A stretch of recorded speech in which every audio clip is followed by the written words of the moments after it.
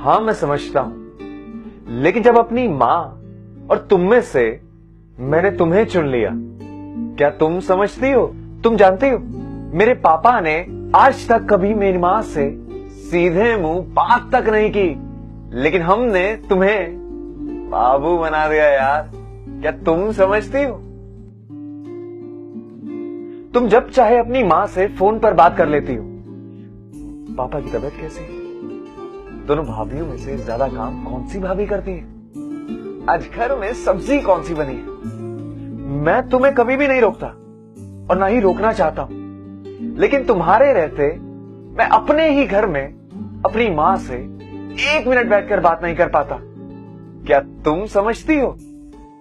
कभी भी अगर मैं मां के साथ थोड़ी देर बैठकर बात करने लगूं अकेले में, तो तुम्हें लगता है कि मां मुझसे तुम्हारी चुगली करने लगी है और मेरे ऑफिस से घर आते ही तुम झट से दरवाजा बंद कर लेती हो, पर मां कभी भी कुछ नहीं कहती।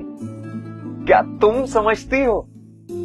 जानती हो, पापा ने जमीन खरीदी, दुकान खरीदी, ये घर बनवाया, कभी आज तक मां से पूछा नहीं, सिर्फ बताया, कभी सलाह मशवरा तक नहीं किया।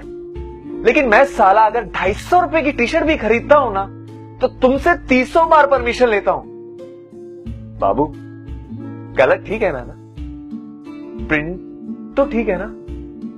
लूं कि नहीं लूं? क्या तुम समझती हो? जब कभी मुझे ऑफिस से घर आने में देर हो जाती है ना, तो तुम मुझे फोन पर मैसेज कर देती हो कि जाना सुनो ना, मैंने ना खाना बनाकर फ्रिज में रख दिया, तुम प्लीज निकाल कर खा लेना, क्योंकि मुझे बहुत नींद आ रही है। लेकिन मां तब तक नहीं सोती है जब तक मैं खाना खाकर यहां सोने के लिए नहीं आ जाता हूं। अपने बेटे के लिए मां के इस प्यार को क्या तुम समझती हो? गुप्ता आंटी, मां की इकलौती सहेली, कभी किसी एक दिन शाम को आकर वो मां के पास थोड़ी देर बैठ जाए और उनके बीच में थोड़ा सा हंसी मजाक होने लगे, तो तुम्हें उसी वक्त फुल वॉल्यूम में गाना सुनने का मन करता है। लेकिन जब कभी तुम देर तक सोती रहती हो ना सुबह, तो मां अपनी कृष्ण जी की आरती भी बड़ी धीमी आवाज में करती है, ये ध्यान रखते हुए कि तुम्हारी नींद ना टूटे। क्या तुम समझती हो? हाँ, तुम पत्नी हो मेरी, हमने 7 फेरे लिए हैं। जीवन के हर पड़ाव पर, हर परिस्थिति में तुम्हारा साथ देने की कसम खाई है मैंने। तुम्हारा पूरा हक बनता है मुझ पर, लेकिन जिस मां ने मुझे 9 महीने अपनी कोख में रखा है, उस मां का हक क्या तुम समझती हो? तुम्हारे लिए तुम्हारा घर, तुम्हारे माँ बाप, भाई, बच्चा, पति, इन्हीं सब लोगों को तुम अपना परिवार मानती हो। यही सब तुम्हारे रिश्ते हैं। और मेरा घर, मेरे माँ बाप, ये रिश्ते क्या तुम समझती हो? शादी सिर्फ 2 लोगों के रिश्ते का नाम नहीं है यार, तो परिवार आपस में जुड़ते हैं। भाई बहन की नोक झोंक भाभी देवर का हंसी मजाक बन जाता है, पापा का प्यार ससुर का दुलार बन जाता है, और मां की जगह सास ले लेती है।